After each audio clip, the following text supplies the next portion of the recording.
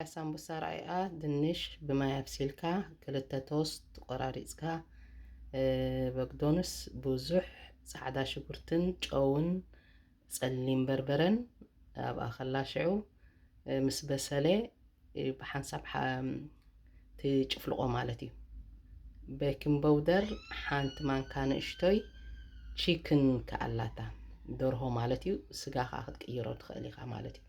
ሽዑ ትቋራርፃ ከም ናይ ሳምቡሳ ትገብሮ ማለት እዩ። ከም ዝመቕላዕ ዓይነት እያ ቀላል እያ ብጣዕሚ ድሓር ኣብ ክንዲ እቲ ባኒ ናይ ሳምቡሳ ኣብ ክንዲ እቲ ባኒ ከዓ ኩሉ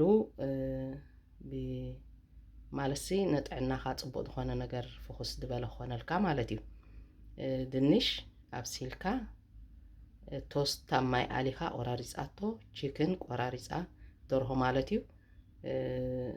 ፍልፍልን ጨውን ጥራይ ኣለዎ ቀመም እዚ ከዓኒ ባስሊ ወይ ከዓኒ ከስበራ በግዶንስ ማለት እዩ። በግዶንስን ጻዕዳ ሽጉርትን ከኣላታ ማለት እዩ።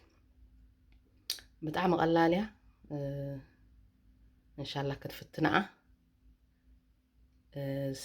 ኢፍጣር ሸሂ ኢንሻአላህ ወኩሉ ዓም ወንቱም ብኸይር ዝምቁር ዕላል እዩ የቀኒየለይ